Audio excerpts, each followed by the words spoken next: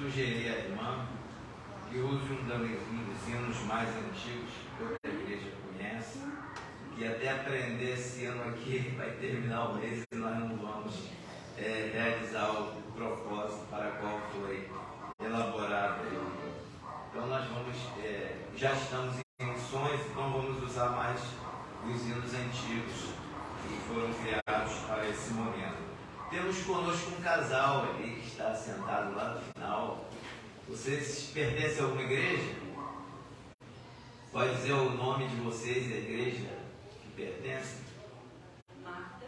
Marta. A Igreja Batista do Parque São Vazio, em Campo Grande. Campo Grande. Muito bem. E o jovem? Gideão. Também da mesma igreja? Ótimo. Estão morando aqui perto?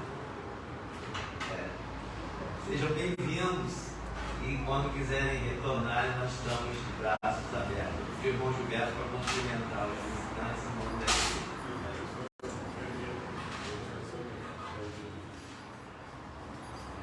Vamos seguir a ordem de culto. A vida de quem segue o Mestre e os seus ensinos É uma vida de constante dedicação. Vamos cantar o 298, cantor. Nesse momento estaremos dedicando os dízimos e as ofertas ao Senhor. 248. 298. Vocês não sabem que eu amo tecnologia, porém ela nos traz bastante. E não é só aqui não, tá? Na faculdade também, às vezes, o professor não consegue fazer a chamada, né? O professor não consegue dar a aula, tem que ficar desenhando um método antigo, porque o computador resolve não funcionar. Então, o que acontece aqui, não acontece só aqui, acontece em todo lugar. E às vezes eu até acho bom que eles deem defeito mesmo, que o homem não perde o seu lugar na sociedade, né?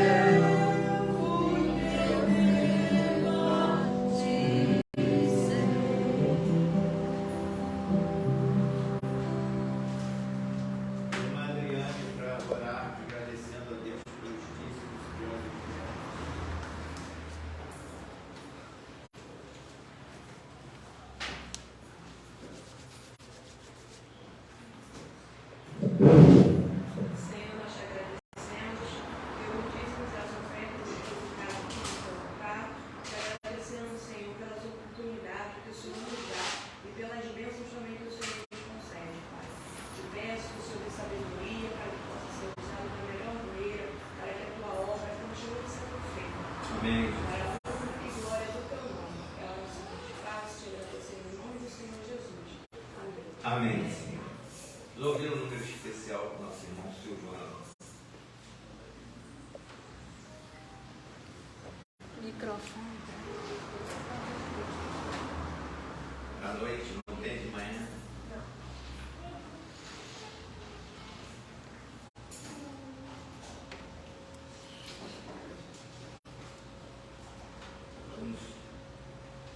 Vamos abrir nossas Bíblias. A leitura textual está em 1 João, capítulo 2, versículo 6.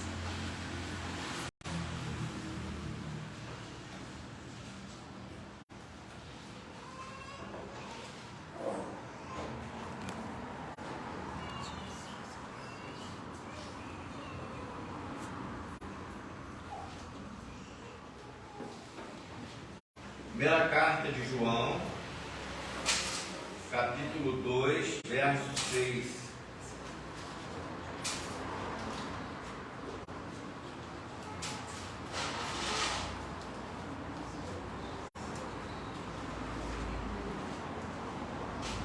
Aquele que diz que está nele também deve andar como ele andou. Que Deus abençoe essa palavra em nossos corações. Vamos orar. Mais uma vez te buscamos, ó Deus, aqui deste púlpito. Te pedimos que tu abençoes este lugar para este momento, usando-me como ferramenta em tuas mãos, para transmitir a tua palavra, que esta palavra vinda de ti possa alcançar guarida nos corações aqui presentes, também nos corações daqueles que estão em seus lares, acompanhando o culto pela internet.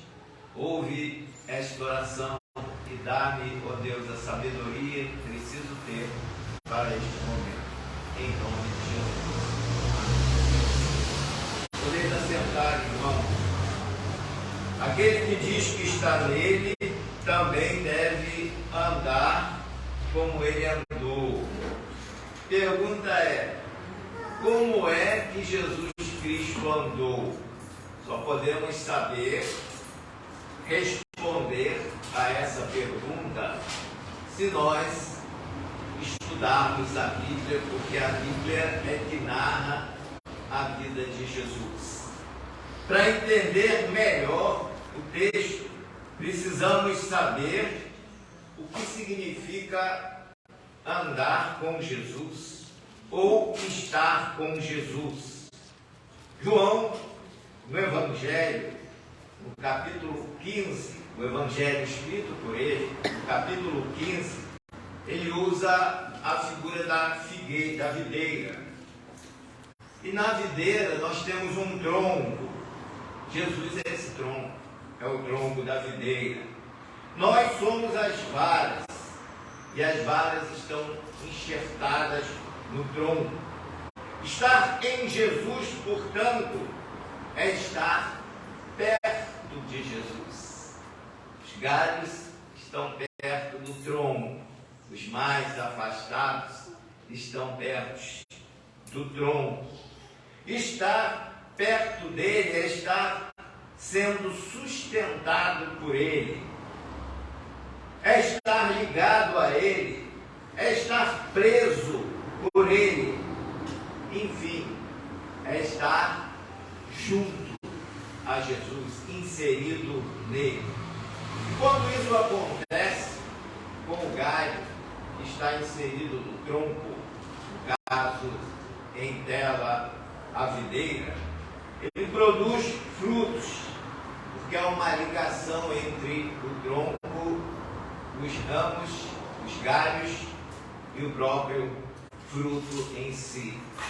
Assim sendo, nós vamos considerar os que estão perto de Jesus, fazendo uma analogia com os crentes, com a igreja.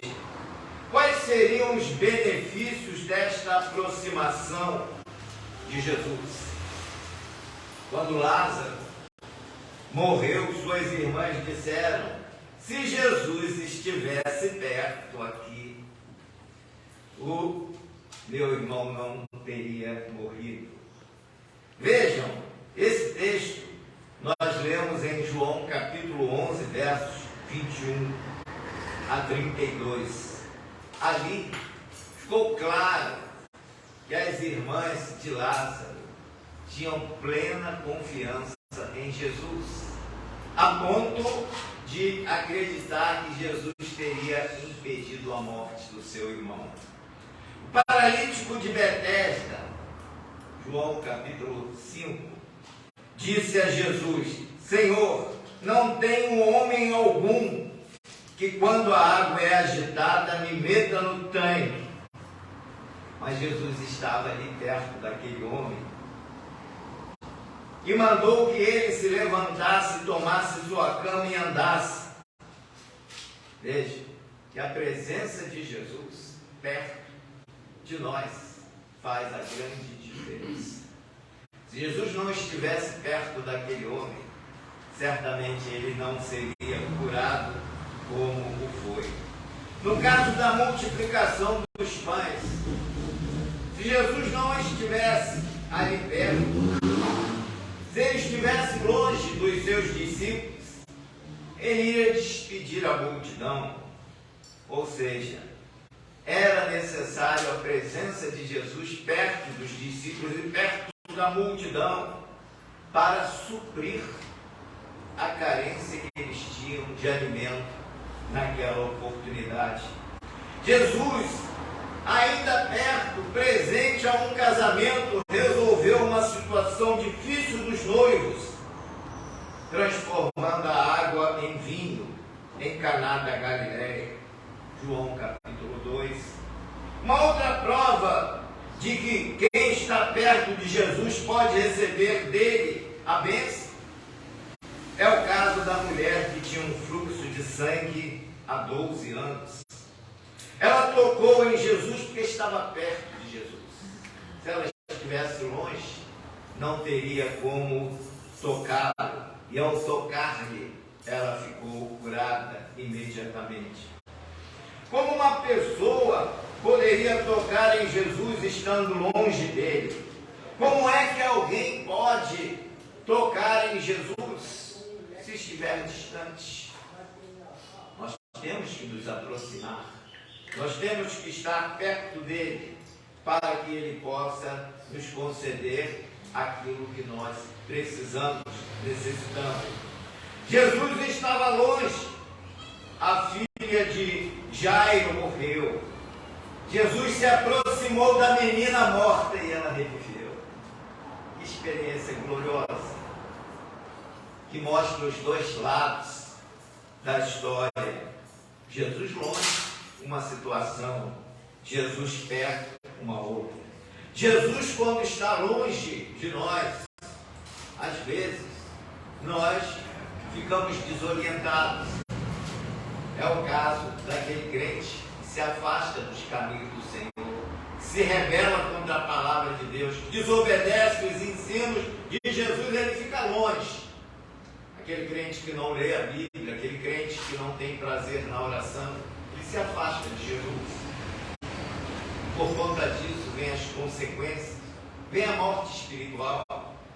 No episódio da transfiguração, se Jesus permanecesse naquele monte e construísse cabanas para ele, Moisés e Elias, o jovem lunático não seria liberto, porque Jesus precisava estar perto dele, perto do pai dele, para resolver aquela situação trágica que ocorreu ali no sopé daquela montanha, na base daquela montanha.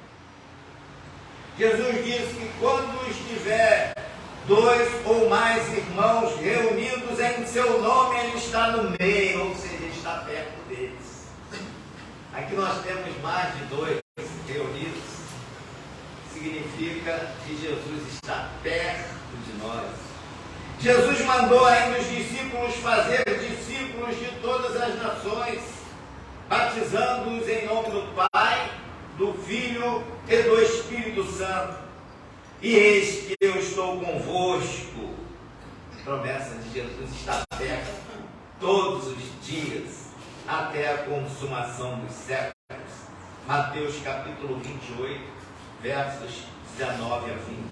Jesus está perto de nós quando estamos pregando a sua palavra. Zaqueu tinha dificuldades de se aproximar de Jesus por ser de pequena estatura e não poder romper a multidão para se aproximar do mestre. Resolveu então subir numa figueira. E para ficar bem mais perto de Jesus, ele fez aquele sacrifício, pois sabia que Jesus passaria por baixo daquela árvore. Lucas faz esse registro no capítulo 19. E quando Jesus chegou àquele lugar, olhando para cima, viu e disse-lhe: Zaqueu, desce depressa, porque hoje me convém pousar em tua casa. Jesus quer sempre estar perto de nós, mas às vezes nós nos afastamos dele. A Bíblia diz: buscai ao Senhor enquanto se pode achar, invocai-o enquanto ele estiver perto. Isaías, capítulo 55, versículo 6. O apóstolo Paulo recomenda aos crentes de Filipos: seja a vossa equidade notória a todos os homens, perto está o Senhor. Filipenses, capítulo 4, versículo 5. O Senhor está perto quando nós temos uma vida equilibrada, quando temos uma vida de obediência à palavra de Deus. Estar em Jesus, além de estar perto dele, deve ser sustentado por ele, o crente. Não basta só estar perto, mas tem que ter o sustento. Assim como o galho é alimentado pelo tronco que extrai por meio das raízes o alimento da terra para distribuí-los à árvore através dos galhos, nós precisamos também receber de Jesus o alimento que ele nos proporciona para produzirmos frutos para a glória do Reino de Deus. O crente, ele se alimenta de Jesus para realizar a obra de Deus e manter-se vivo. No Evangelho de João, capítulo 6, versículo 53, Jesus diz: na verdade vos digo, que se não comerdes a carne do Filho do Homem e não beberdes o seu sangue, não tereis vida em vós mesmos. Versículo 57. Mas no mesmo capítulo 6, Jesus orienta: assim como o Pai que vive me enviou, eu vivo pelo Pai, assim quem de mim se alimenta também viverá de mim. Alimentar-se de Jesus é viver a palavra que ele ensina, é aplicar a palavra que ele nos ensina em nossas próprias vidas, é beber continuamente esta palavra. Jesus, ele se apresentou a João na ilha de Patmos, mostrou-lhe um livro e disse que ele deveria comer aquele livro. O exemplo de Ezequiel, que foi dado a ordem para que ele se alimentasse daquele livro.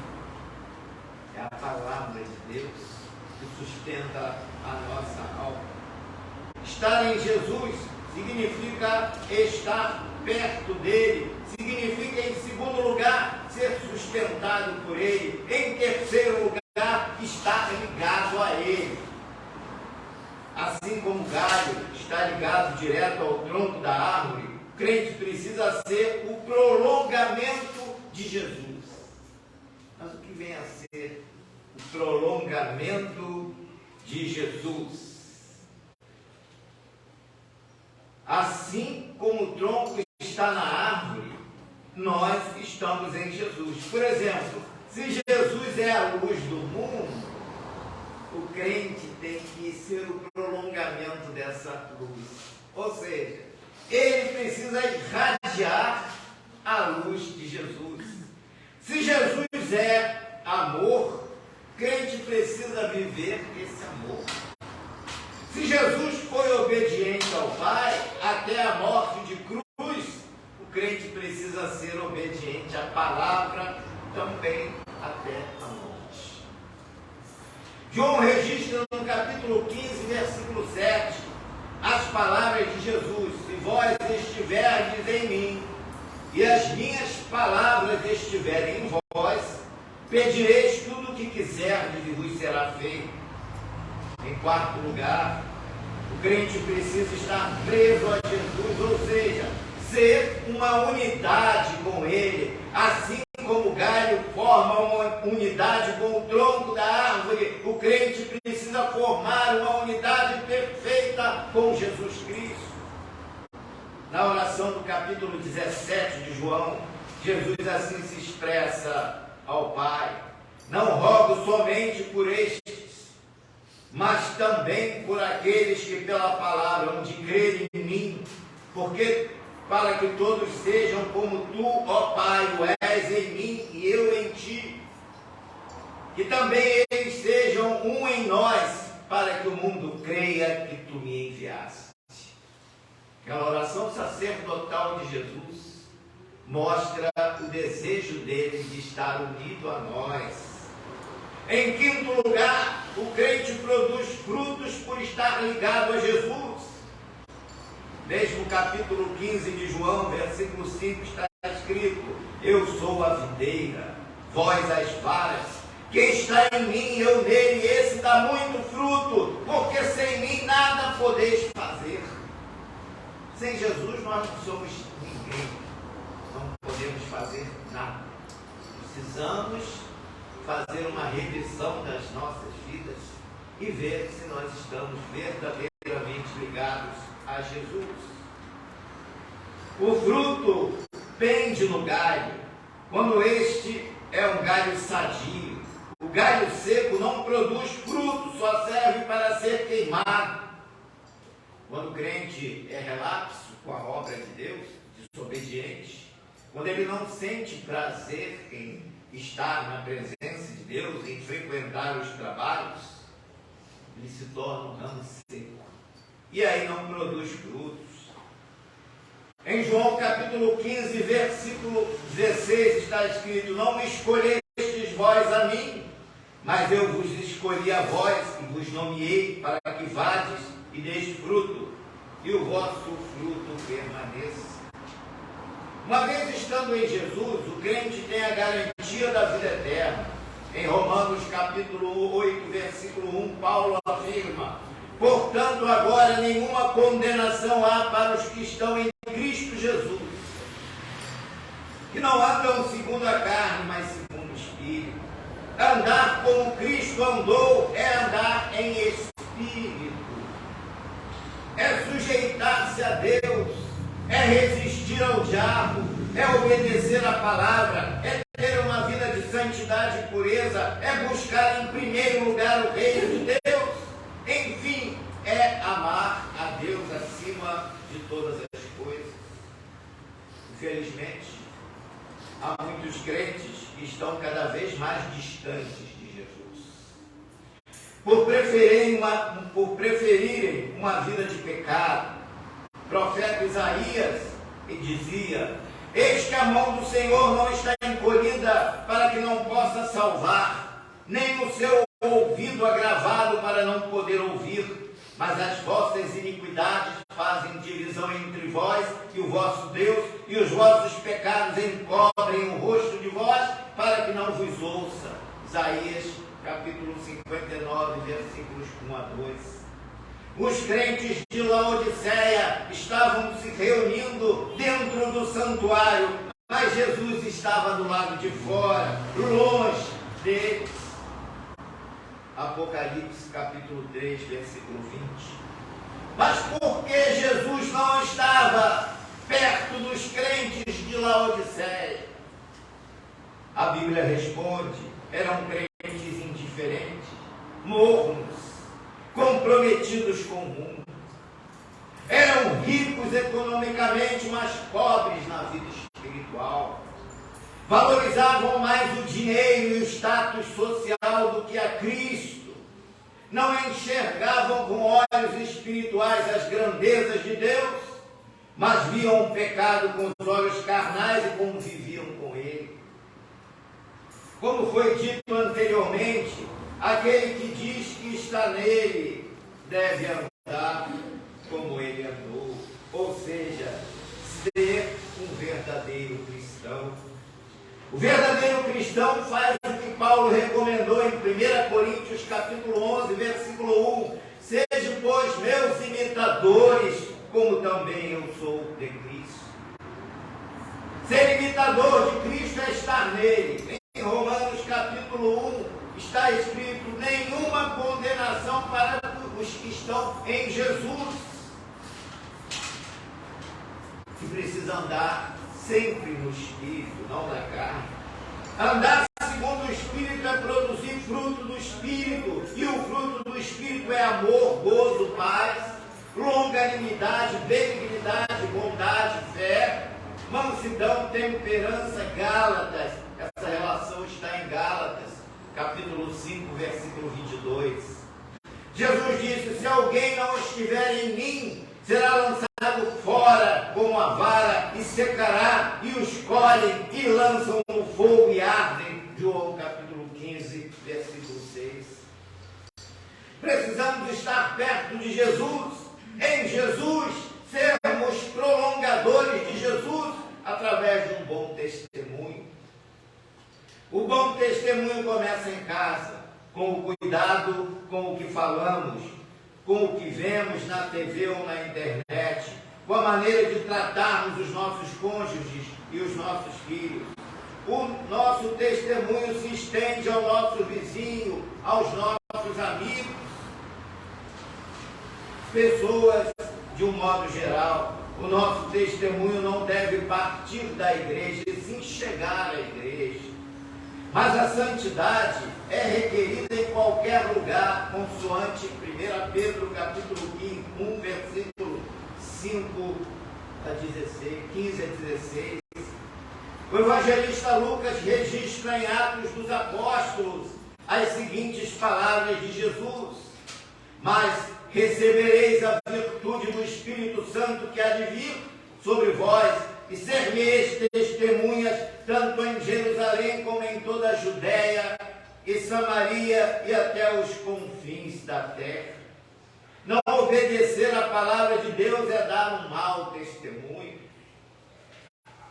Para muitos crentes, a palavra de Deus só serve quando não contraria a sua vontade, como, por exemplo, não buscar em primeiro lugar o reino de Deus, amar mais os familiares do que a Deus, abandonar a congregação para visitar outras igrejas, não ser dizimista nem contribuinte fiel, falar mal da igreja e do próximo, ser amigo do mundo e querer também ser amigo de Deus.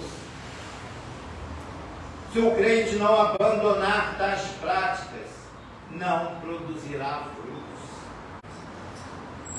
Por conseguinte, será amaldiçoado por Deus como servo mau e inútil. Será como aquela figueira, porque não produziu frutos, foi amaldiçoada por Jesus. Mateus capítulo 21, versos 18 a 22. Só é possível ser aprovado por Deus quem estiver perto de Jesus, quem estiver nele, quem for o reflexo dele, quem produzir frutos por ele, enfim, quem for uma unidade com ele. Se o galho se desligar do tronco, seca e morre. Se o crente estiver desligado de Jesus aqui na terra, será desligado dele nos céus, conforme as palavras do próprio Jesus em Mateus capítulo 16, verso 19. Portanto, irmãos, cumpre-nos observar esta palavra e aplicá-la em nossas vidas, para que possamos sempre andar com Jesus. Enoque andou com Deus, e Deus para si tomou. Se nós andarmos com Jesus, que é Deus, certamente nós ficaremos para sempre com Ele. E Ele já preparou as moradas lá nos céus e voltará para nos buscar, para estarmos para sempre com Ele. Nós precisamos garantir o nosso passaporte para chegarmos às mansões celestiais. Que Ele assim nos abençoe. Vamos ouvir agora números musicais.